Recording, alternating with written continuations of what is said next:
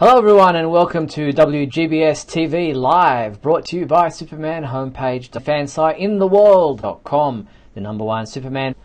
My name is Steve Eunice. In this, our October 16th, 2018 show, we're going to be covering a range of topics, including some talk about Superman movies, some talk about Christopher Reeve, holograms, talk about Supergirl, talk about comic books, and so much more. We'll also be turning to you to take your questions and comments on any particular Superman topic you would like to discuss.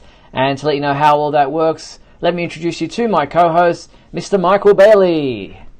Hey, Steve and everybody out there. Now, since WGBS Live is all about Superman, we do want to hear from Superman fans that are watching us live on Facebook. So around the halfway mark of the show, and if we don't have too much on the docket, we'll start taking your calls. To do this, you'll need Skype.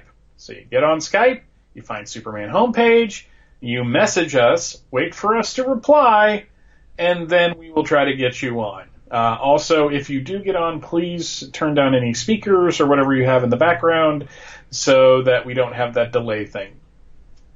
Yes, and for those of you tuning in live via Facebook to watch tonight's show, below or next to that video, we invite you to post your comments and ask questions. Michael and I will keep an eye on those comments to react to them throughout the show. So we'll be happy to react to those comments as the show continues. And a huge thank you to our sponsors and patrons, Douglas Meacham and Henry Bernstein. Appreciate your support. And hello to everyone there in the comments on Facebook. Great to see so many people tuning in so quickly. How are you, Mike? How's your week been? Busy, yeah, but Supergirl's back, so that was pretty cool, and had a really good issue of Superman coming out, and the solicits are out, and of course there was an article that mentioned Superman and Henry Cavill, so everyone wants to talk about it. Yeah, everything seems to kind of pick up in certain weeks, and other weeks you get pretty slow news, but this week we do have quite a few topics to discuss, and we do like to talk movie stuff first and foremost.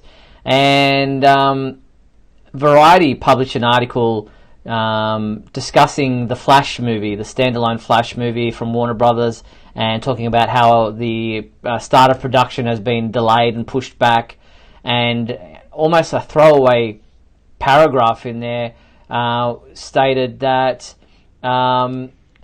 the studio is not currently moving forward with Batman and Superman movies featuring Ben Affleck and Henry Cavill, respectively.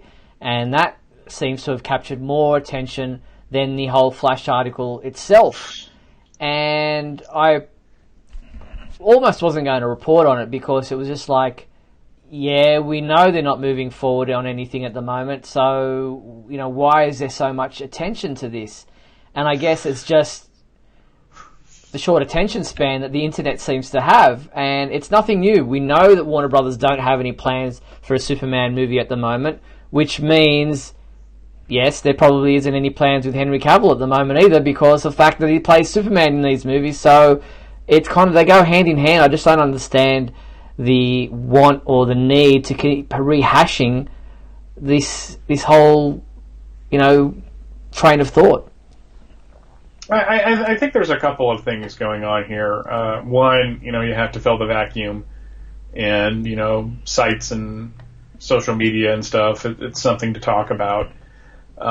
Two, the fact that the Flash movie is getting pushed back is just kind of more, I think, of the fallout of how the Justice League movie was received in general.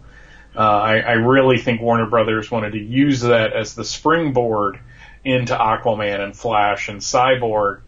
Aquaman looks amazing. The two trailers I've seen just look incredible, but, they haven't gotten this, Flash to kind of gel together. But here's the thing. There's a weekly Flash television series that's going into its 5th season this year.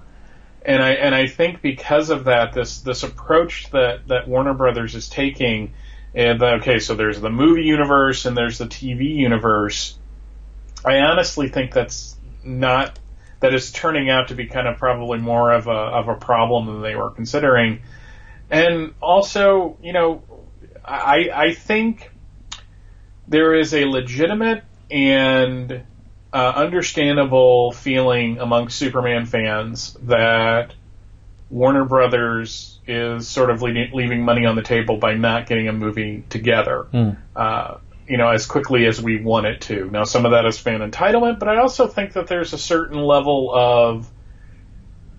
I have no direct evidence of this. I haven't talked to anybody at Warner Brothers, but, it just seems like Warner Brothers and DC Comics, Superman is not their main priority. So when you have articles that mention these things, that have some kind of authority behind them, I think people take that a little more serious than just people talking on social media. Yeah, it's just I guess obviously Batman and Superman are the two big characters at DC Comics, with Wonder Woman, and so we know there's a Wonder Woman movie coming out. There's always been of late a lot of speculation about Ben Affleck playing Batman. He went into rehab, he's come out, he looks in shape, he's going to be directing, he's going to be acting, what is he going to be doing?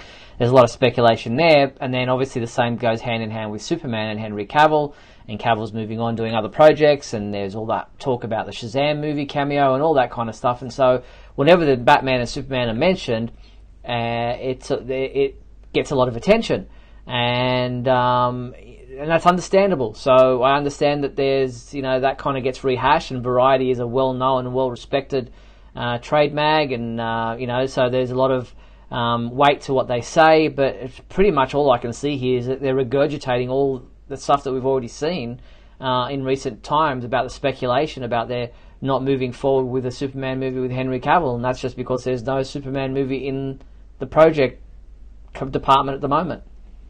Yeah, I think the biggest, DC movie news that we've gotten, besides the casting of the Birds of Prey film, is that James Gunn is going to be writing the Suicide Squad sequel, and that they're going in a completely new direction with that.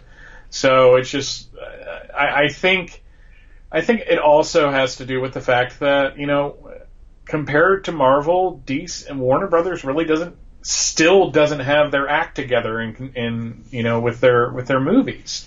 The TV series, Secret Six?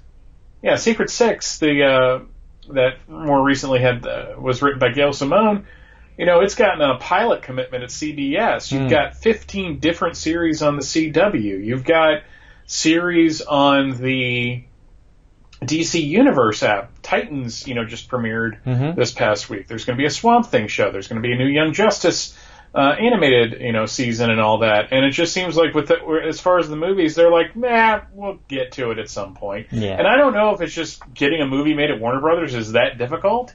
But it just seems like, Anthony in the chat, which I'm still that's just what I'm going to call it. I'm not going to apologize to that anymore. It's still the Flash chat to me. Mentions that, wonders how this is going to affect the Supergirl movie. Why are you doing a Supergirl movie? You have a series that's going into its 4th season. So it's not like that it's an unsuccessful franchise. So it just blows my mind. I mean, this is how big Supergirl is.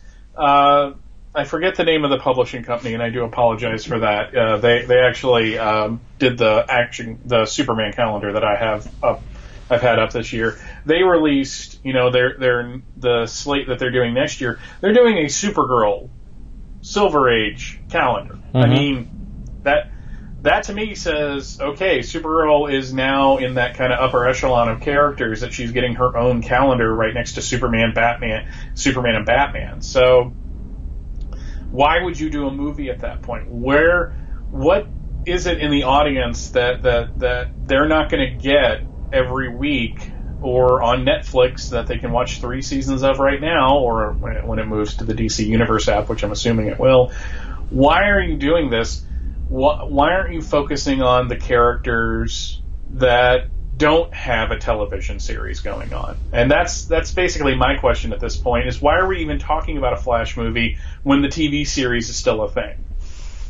I guess I don't want to second guess them, but it looks like their focus is very narrow, and that, look, the Flash is doing well on TV, let's go to a Flash movie. Supergirl's doing well on TV, let's do a Supergirl movie. Wonder Woman's did well at the box office, we need more female superheroes, so let's do a Supergirl movie. It's almost like a knee-jerk reaction to what's currently working, what else can we do that will be as popular in the same kind of category, which was where they went with the Superman movie with Man of Steel. You know, the Dark Knight movies worked so well, let's do a Superman movie, you know, based in reality. And that's where they seem to kind of, it seems to be very reactionary rather than, you know, having any kind of creativity behind, you know, just more of the same, what worked before, let's do it again kind of thing. Yeah, I remember back in 2010 when Dark Knight hit the $1 billion mark, and there was that remark from one of the WB executives that, well, we're just going to do all of our movies like this, and of course everybody had a meltdown because that's what we do. But, you know, it's not that I think the idea of a new Superman film is bad. In fact, I want one, and I'd like one that is more in line with who the character is than trying to shoehorn him into something that doesn't really work. You know, I think it's armchair movie producing at its best, but I'm still of the opinion that if they had done a standalone Superman sequel that was a little more traditional between Man of Steel and BVS, we'd be having a vastly different conversation right now. But they keep bungling it. They put out Suicide Squad. I watched it. I stopped watching it. I got through the first 2/3 of the film, and I'm like, there's nothing here that I want to watch anymore. I thought some of the performances were fine, but the story was just awful. And Wonder Woman was great. You know why Wonder Woman was great? Because it was kind of like Superman the movie. And Justice League had its moments, but and Aquaman looks great, but it's just they haven't been able to pull the trigger on doing a franchise like Marvel has. And is it fair to compare them to Marvel? Absolutely, it's fair to compare them to Marvel. Yeah, no, I agree. You can only go on what was there and what we've seen, and you know, from both companies, and there seems to be a track record on one side, and there seems to be stumbling efforts on the other side, and you know, we can only judge them on what they've brought out and what is in the pipeline at the moment. We are super critical of the DC Comics films, more so I think than people are of the Marvel films. People have seen the trailers for, you know, the Aquaman film and for Shazam, and there are people who are, you know, having a go at both of them and aren't happy with either of them. And you know, if they go campy or comical on one side, people say that's silly. If they go super serious on the other side, people say that's too serious. You know, there doesn't seem to be. And let's face it, Marvel films are more of the campy kind of jokey side on many of them. They do have all those comic humor moments, you know, going for Schwarzenegger and all that kind of stuff after New York has been destroyed. You know, there's just... but people don't seem to pick on those kinds of elements in their films. Whether they're more balanced, whether they seem to do it better, I don't know. But there does seem to be that criticism more on the DC side than there is towards the Marvel films from my observations. Yeah, I think the reason that the Marvel films get more of a pass from the general audience, and even somewhat from the comic book audience, is that they have a formula. Now, I mean, if you watch Iron Man, if you watch Ant-Man, if you watch Doctor Strange, you know, it's like beat for beat, you know, they're kind of similar movies, they just have different characters. And I think for a general audience that's good, because then you know what you're getting when you're going to a Marvel film. But I also think that they manage to strike the balance between taking the material seriously and having fun with it at the same time. I mean, you know, that whole moment of, you know, let's take tomorrow off after they've saved New York. It was this release after, you know, this really dramatic moment where you knew Iron Man wasn't going to die, but you thought he was going to die because that's how these things go. And there was kind of criticisms laid at Infinity War when it came out that it had such a dour ending. And I'm like, I think they've earned the dour ending at this point. I think having one end on such a down note is, you know, kind of separates it from the pack and sets up the next movie. But with DC, with this, I get the sense that Warner Brothers is such a fractured company, when it comes between the comics and the movies and the other entertainment things, that it's just it seems to be a lot more of fiefdoms than the way Disney set up. I mean, it's like Disney gives Kevin Feige, he's the one running those films. He's got people above him, obviously, but as long as that ship's on course and he's, talking to the comic book people, and the comic book people are obviously in little ways, because Marvel, to Marvel's credit, and to the detriment of their fan base sometimes, they did kind of go into a completely different directions, whereas the comics did not reflect the movies at all. Whereas DC seems to be more of wanting to steer into that skid. But I don't know, it just bugs me that these articles keep popping up. Like, again, who cares about the Flash movie until there is an official release date, until the script is in, until production has started? Why are we even concerned about this movie? Yeah, I guess we're too invested in the whole production stage of films these days than we ever were in the past. It wasn't until you saw that there was a trailer for a film that you actually knew that it existed most of the time. So we are very much part of the process these days, more so, and are invested in that, which I think is to our detriment, because things don't always go as smoothly in Hollywood as we would like, and that's not necessarily a negative thing for a movie or a particular company. It's just the way that the industry works. Sometimes, the stars don't align perfectly for film production, so it is what it is. We don't read so much into it. By the way, you might have seen tonight that YouTube was down for a while, for about an hour and a half. The whole YouTube website was gone, and I couldn't get on, couldn't watch, couldn't see anything. It is back now, but you don't need to worry about that because you're here on WGBS TV Live. So stick with us, and we will continue to entertain you for the next 40 minutes or so. So moving on, there have been screenings and continue to be screenings for Superman the movie's 40th anniversary, and there was one in Beverly Hills on October 9th where Jack O'Halloran, who played Non in both Superman the movie and Superman 2, was a special guest and participated in a Q&A session after the screening of the film. And he created a few waves across the internet this past week when he spoke about the fact that he has plans in motion to bring Christopher Reeve's Superman back through hologram technology. He says, we've got something really super up our sleeve with the storyline. You're going to really, really love it. Now, that's fantastic if it all comes to fruition, but I have it on good authority that Jack hasn't actually spoken with anybody at Warner Brothers. He hasn't pitched a proposal to them yet, and I doubt whether Warner Brothers would be interested in something along those lines. As many people noted, they couldn't even remove a moustache properly off Henry Cavill, let alone do a hologram version in a whole movie of Christopher Reeve. Look, the technology is there, but I would be probably, while it would be nice and all that kind of stuff, and you can't get Christopher Reeve's heart, you can't get his acting ability, you can't bring that in holographic form, no matter how good the technology is.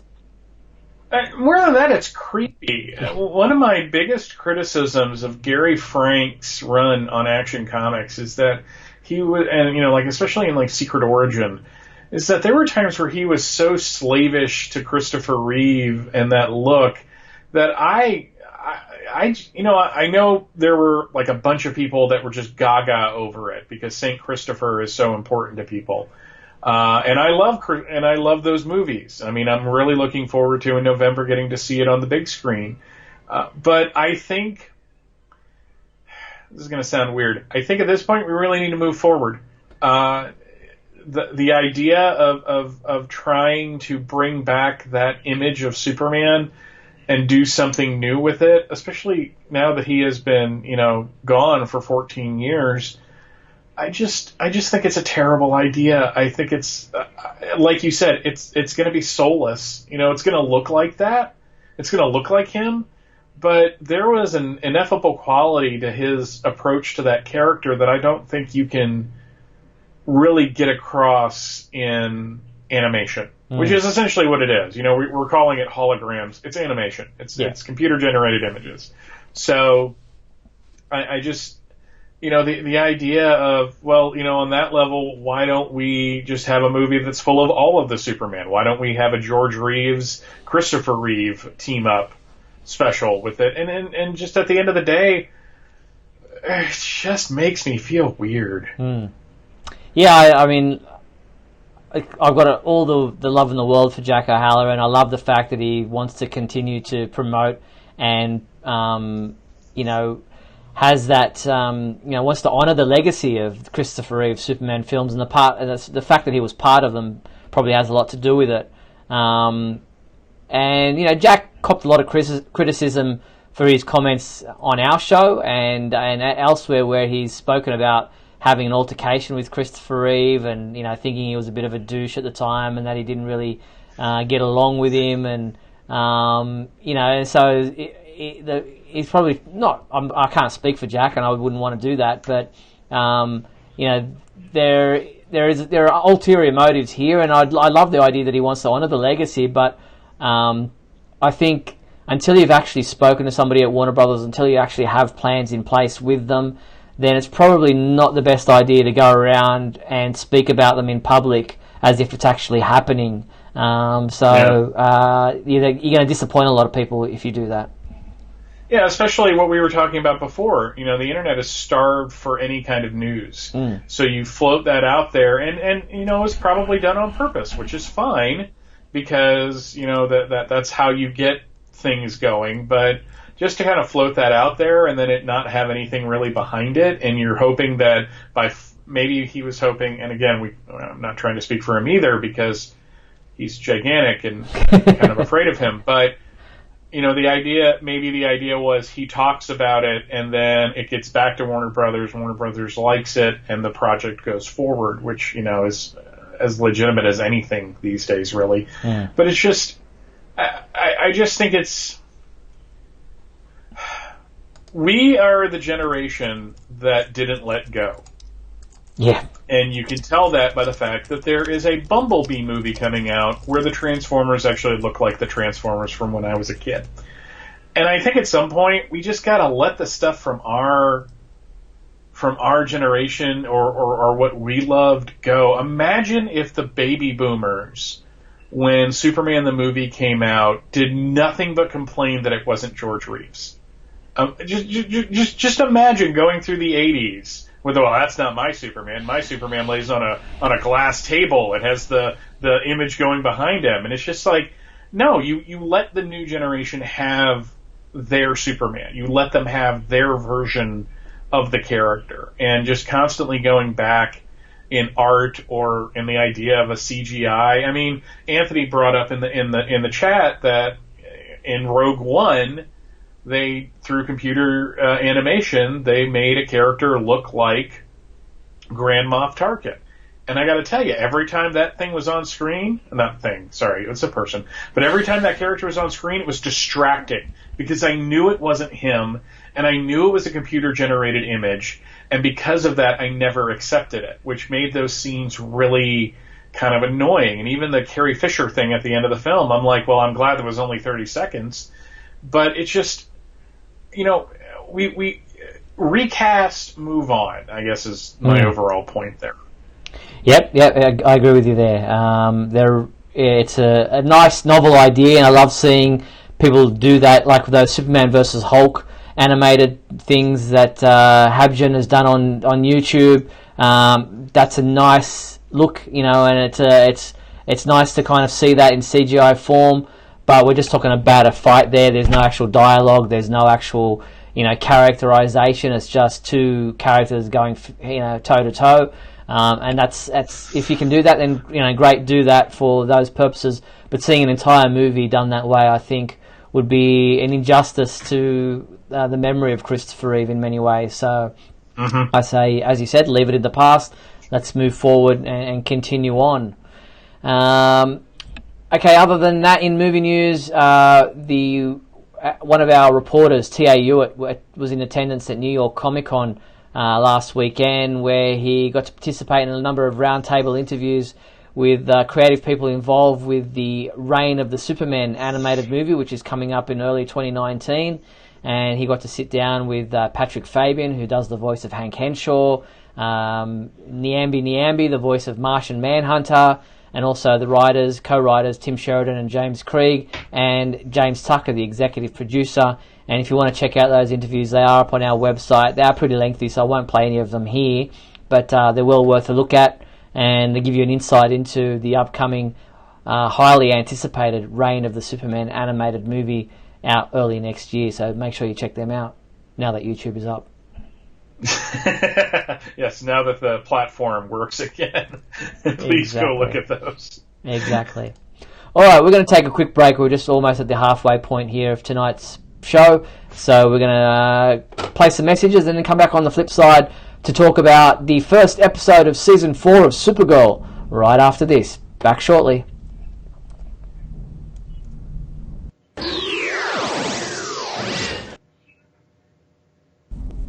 We'll be back in a moment with the exciting climax of today's episode.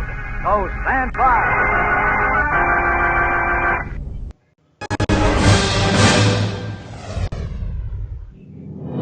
Look, up in the sky. It's a bird. It's a plane. No, it's SupermanHomepage.com, the #1 Superman fan site in the world. SupermanHomepage.com, covering the world of Superman from the 1930s to today. News, reviews, rumors, and reports. SupermanHomepage.com for all your Superman comics, TV shows, movies, cartoons, radio shows, and more. Everything you ever wanted to know about the Man of Steel and more.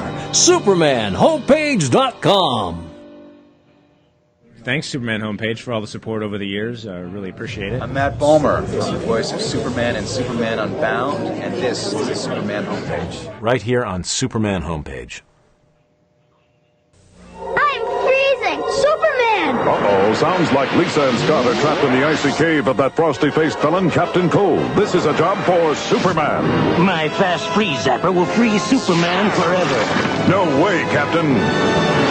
Here, kids, my new Superman Hot Cocoa Mix is the super-tasting way to warm up. It's really sweet. And chocolatey. And see, Captain Cold can't take this warm reception. New Superman Hot Cocoa, the super-tasting way to warm up. Now we're back on WGBS TV Live, where if you do want to be part of tonight's show, you have to find us on Skype, search for Superman Homepage, and then send a text message and saying you want to be part of the show, and if we have time, we'll get you on as a caller tonight.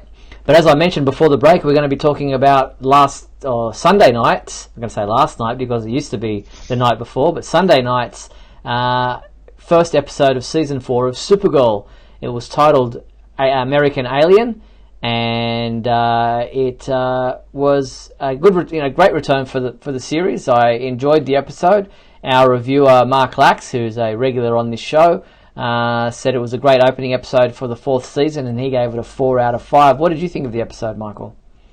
Outside of my complete disgust with how they're handling Agent Liberty, I thought it was a very strong opening. I think they introduced some new characters. They reintroduced the characters that are, like Wynn is gone, but Brainy is in his place, and we got to see kind of, Alex and him sorting out their relationship. So they're going to be a 2-act now. I think what I liked about it more than anything is that it continues to deal with the social issues, but it felt like with this episode that it was a lot smoother than, say, 2 seasons ago. There is a discussion at one point between John and Kara, or Kira, to bring that back, where Kara just doesn't see the problem. She's just like, well, everything's fine right now. And John has to kind of point out that, yeah, everything's fine for her because she looks normal, and some aliens don't. And I think it was a perfect way to talk about the concept of privilege, which is kind of a hard concept to kind of get through. But, Supergirl, from the very beginning, has had kind of a social edge to it. The fact that, they now have the first, one of the first shows of this nature to have a trans woman in a major role is kind of amazing. I hated Otis. I really calling him Otis was just, I didn't really see a point to it. That's like one of the weirdest, like if you're gonna do Otis, make him a character and not just this, big tough guy who's with Mercy, who I think they had to stop shooting every once in a while so they could pick the wood out of that woman's mouth because she was kind of chewing the scenery whenever she was on the screen. God, I'm being more critical about this than I thought I was going to be, because I did enjoy the episode, but apparently I have more problems with it than I thought I did. No, fair enough. There were certain elements that, I wasn't impressed with, but overall I enjoyed it. I enjoyed the tone of it. I enjoyed the different dynamics that they've brought in. Jean's role now is different, and he seems, to have really distanced himself from any kind of physical violence or activity, so he seems to be trying to take the peaceful route.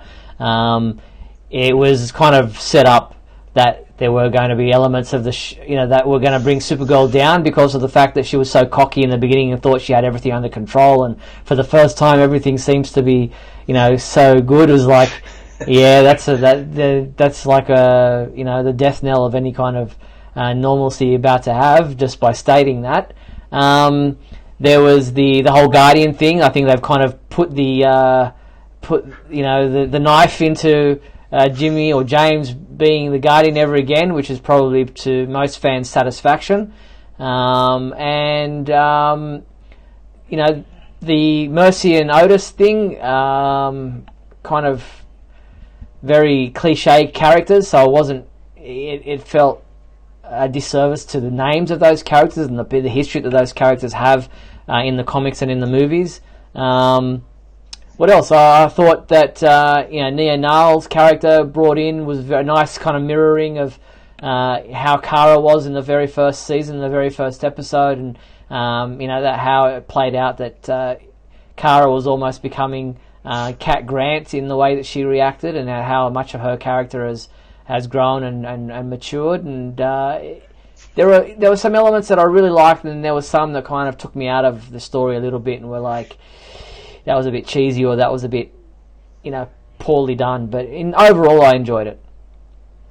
Yeah, I mean, one of my favorite parts was Supergirl is in their operations, and she gets the call from the person that had ordered the weapon from Agent Liberty's organization, and in the background you hear this woman yelling at her kids like she's this perfectly normal person, and it was this really subtle way of showing Kara that these people who she thinks are inherently good have kind of a dark side to them, and those were the parts of the show that really spoke to me. I was actually kind of happy that it was revealed that the president was an alien, because that was kind of a plot point that was dangled in season 2, and then nothing was done with it. And now, because of the storyline they got going on now, it's coming to the forefront. I think that's going to be kind of interesting.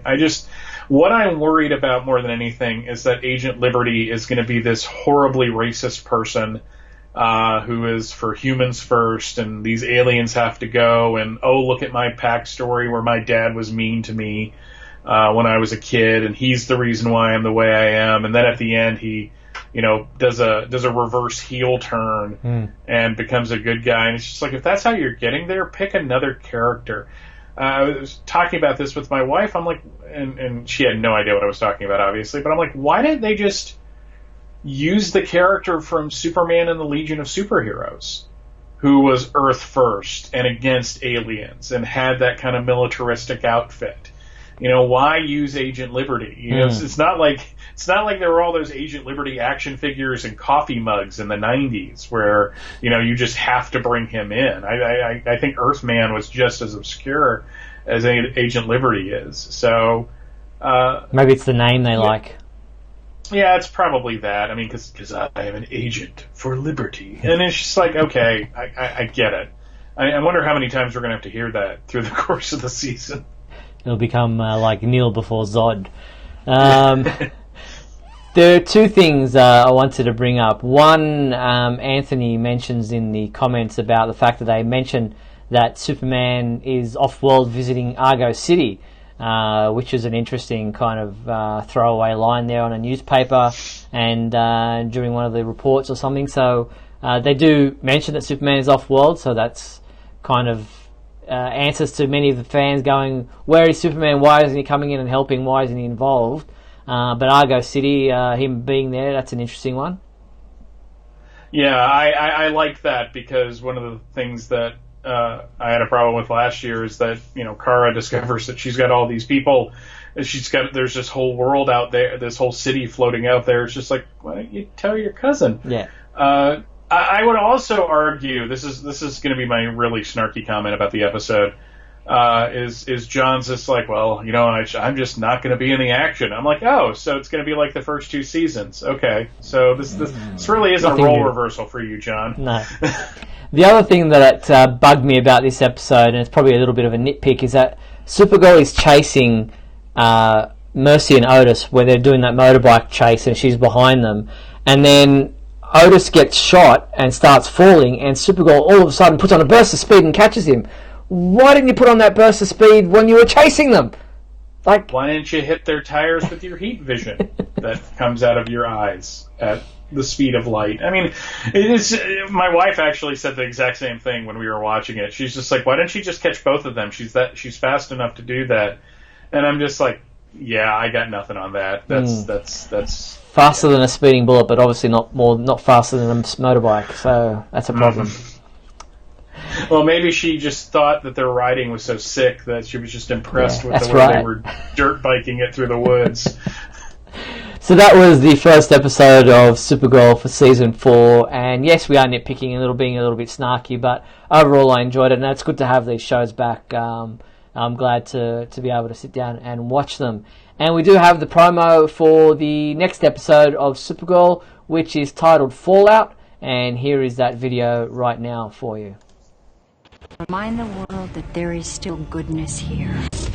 Supergirl, she's going to be a problem. For one we can manage. You and I are going to create chaos. We don't have time.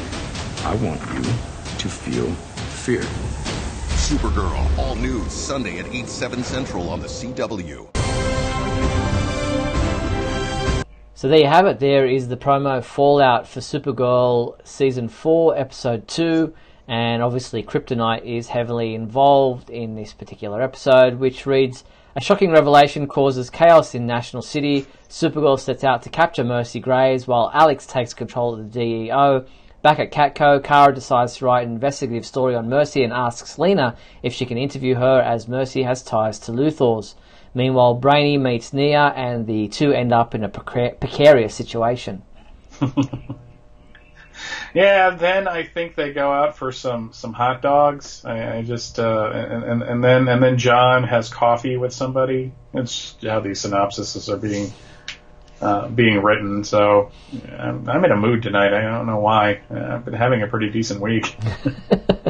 So that's Sunday, October 21st, the next episode of Supergirl. And looking further ahead, we have a description for episode 3 of this new season. And it is titled Man of Steel, which might have confused a few people because it doesn't have Superman in it at all. It says Ben Lockwood, played by Sam Witwer, didn't always hate aliens. Through a series of incidents and input from his anti-alien father, Ben slowly transforms from a mild-mannered professor into the villainous Agent Liberty of today. Oh, so he's good. And I'm putting money on the table right now. It's all because of his dad. Mm-hmm. Like his mom's probably this great person, but his dad is a scumbag, and he ends up siding with his dad. So, I'm just glad Dan Jurgens is getting a check, or hopefully is getting a check for this, because it's the only good that's going to come out of this. Yeah. All right. Well, that is episode 3, which will air on Sunday, October 28th. And just in case you forgot that Supergirl is on Sundays, the CW released this new promo just earlier today, so check it out. People need to remember that. We are new to this time period. I want you to feel fear. Okay, any other options? I forgot to take my allergy medicine today. For the first time on Sunday. Really? Totally. Supergirl. Sunday. That's a big adjustment. Supergirl, Sundays at 8, 7 Central on the CW. Yeah, so there it is, Sundays on the CW, and she forgot to take her allergy medicine this morning. You know, the interesting thing about watching Kara and Nia have their scenes together is that, and this is not a criticism or a judgment or anything, but she looks older than she did in the first season. Like the first season, she looked like she was 24 years old.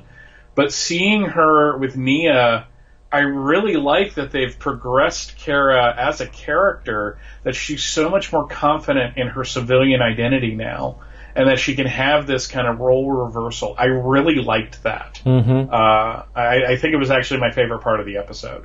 Yeah. And Miss Tess Marco, a piece to be back in that episode. Woo! And yeah, so it'll be interesting to see how that one goes. And why they've called it Man of Steel, I can only guess it's because of the steel helmet with Agent Liberty. Yeah. I don't know. Something like that. So that is the upcoming episode, as I said, and that was the Sunday promo for Supergirl.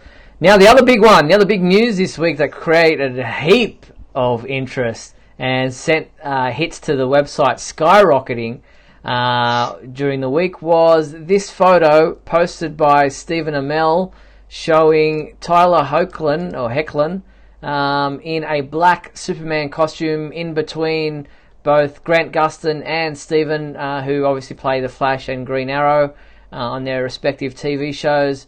But what is with that costume? Obviously, being Elseworlds, it's an alternate Earth, I'm guessing. It's slick. It's really neat looking. I'm guessing that they're wearing costumes as well, because if you look at their boots, Grant and Steven's boots are pretty much the exact same, and they both seem to be wearing the same pants. So I'm wondering if this is a reality where everyone wears black.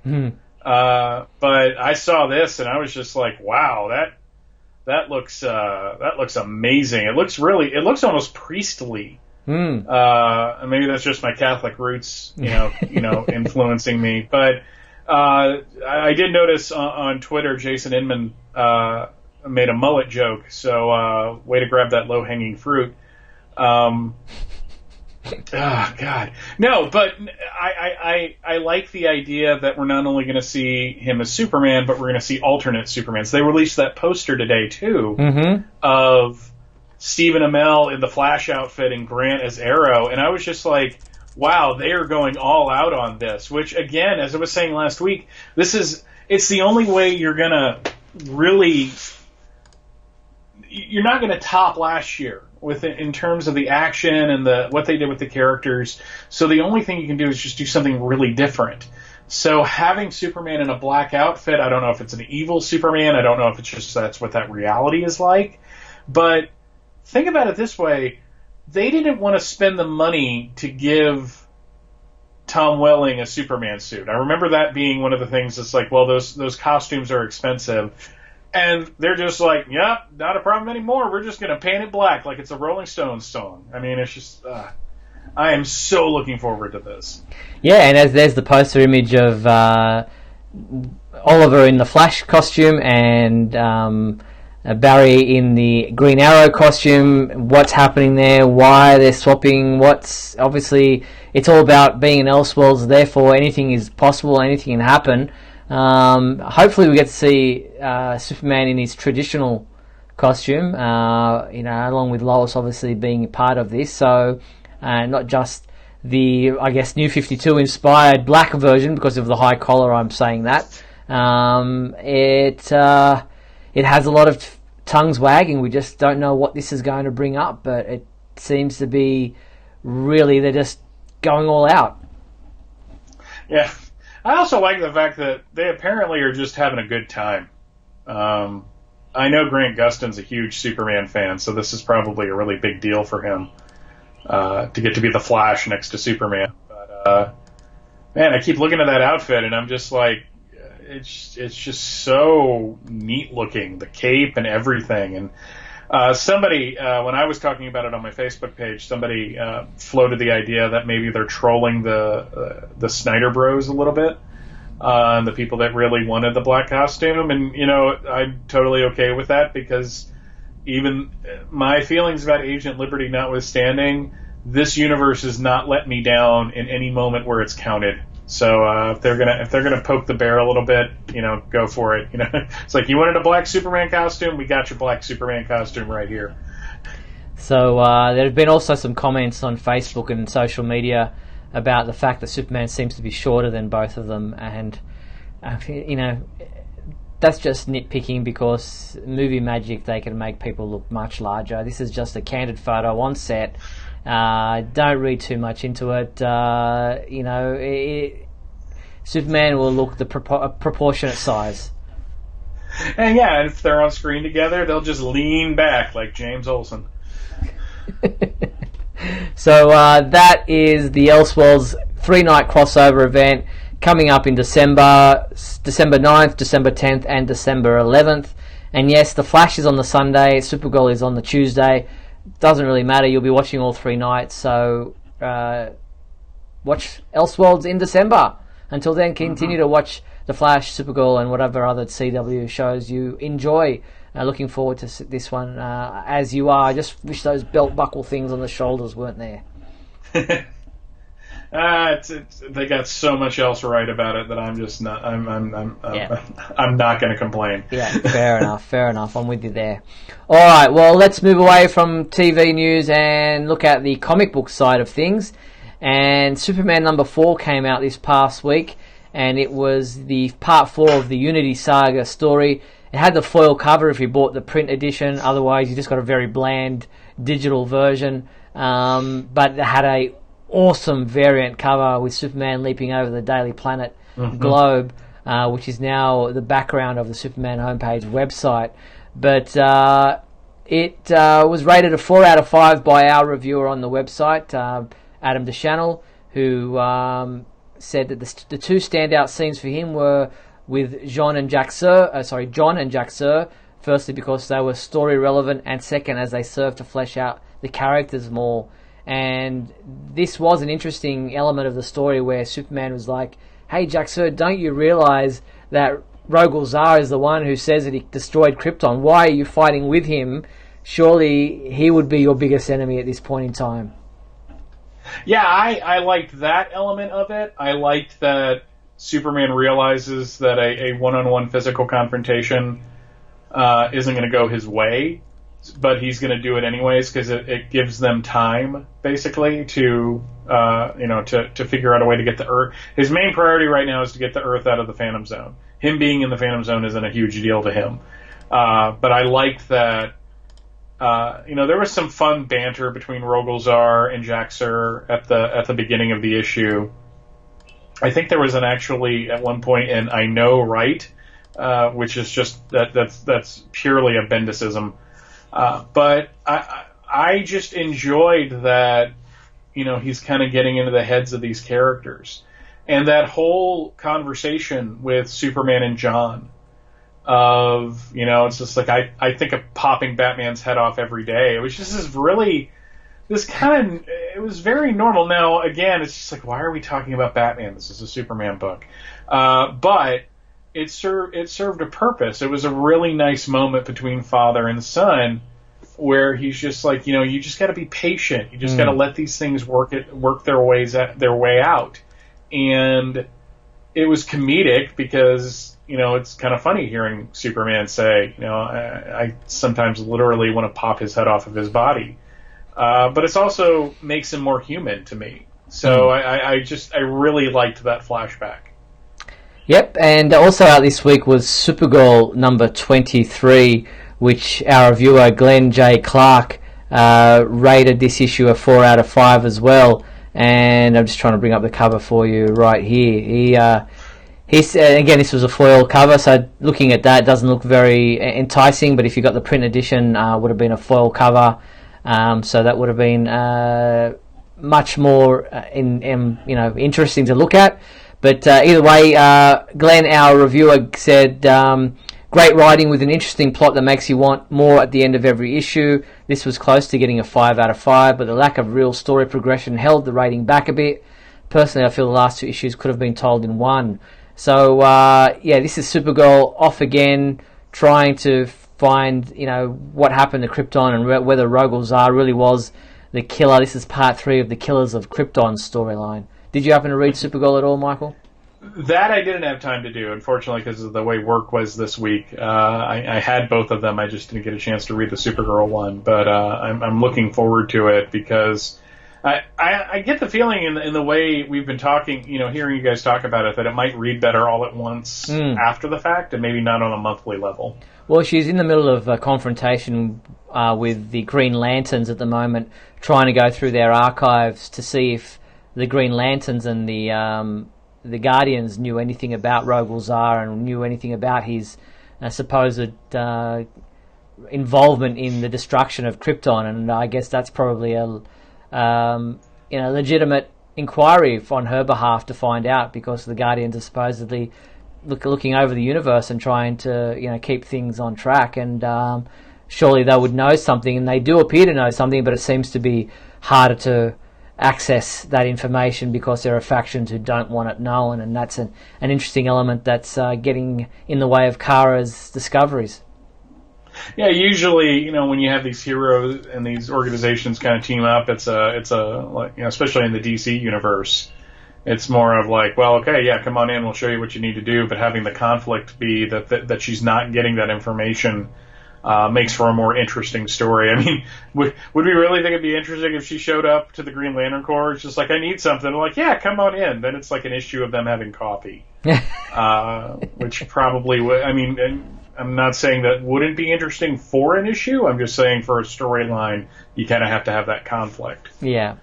Now, Marv Wolfman, just ahead of the solicitations for January coming out, revealed via his personal Facebook page that he had an unpublished story that he wrote back in 2006, which was supposed to be included in the Superman Confidential title that got cancelled at the time.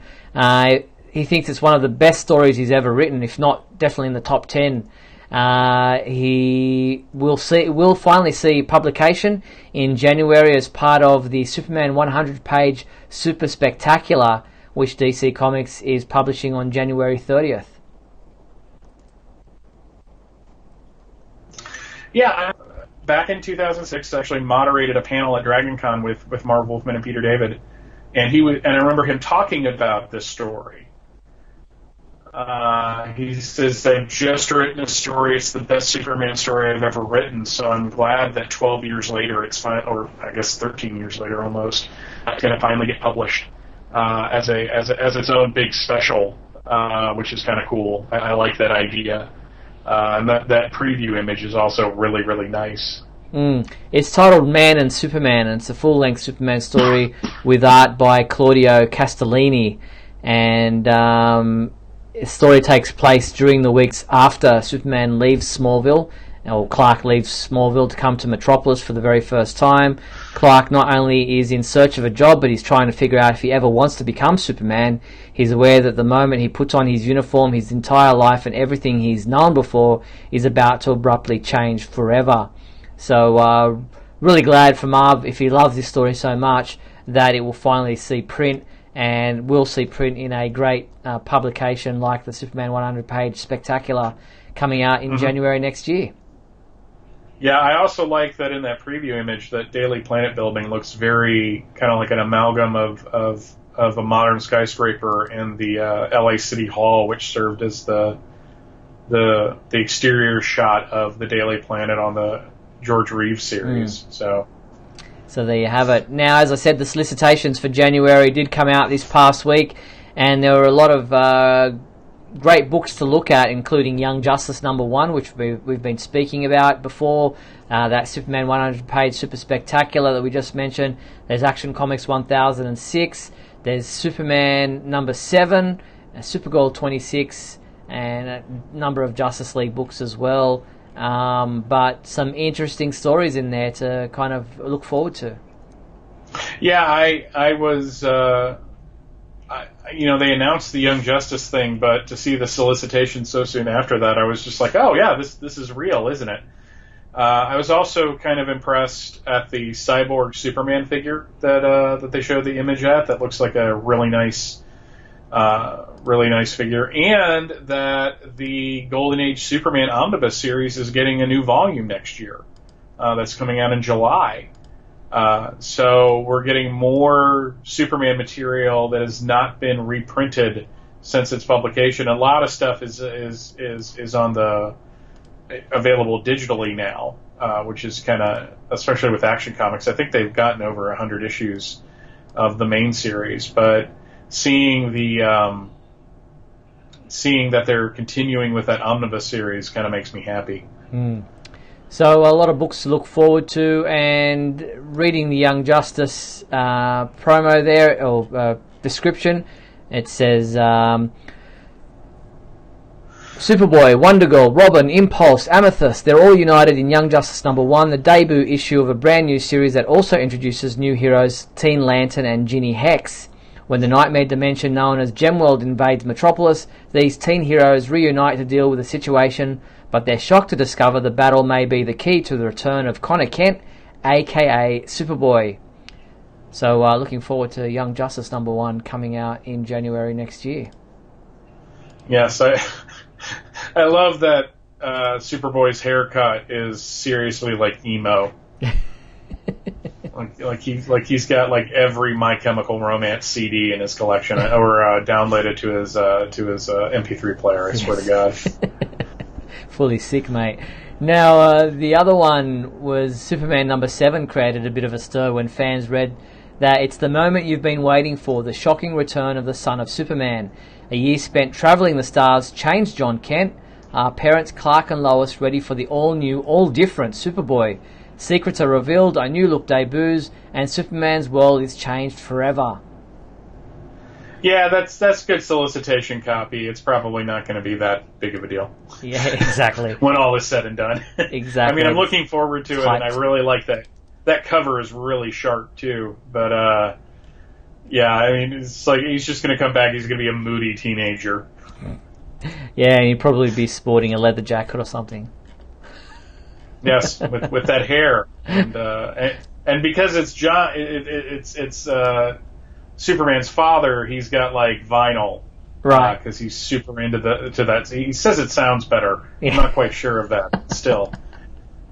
So there you have it. That were the solicitations for January. But before we look too far ahead, there is this week's comic books, which we'll quickly go through before we finish off tonight. Oops, and they are Death of Superman, that was last week, the chapter 12, so I don't think there is a chapter 13 this week. Injustice 2, number 36, print edition. We have Justice League number 10, which is a foil cover and is available in this Aquaman variant cover. And we also have Batman and the Justice League manga, volume 1, trade paperback. I didn't even know that existed, but there you have it.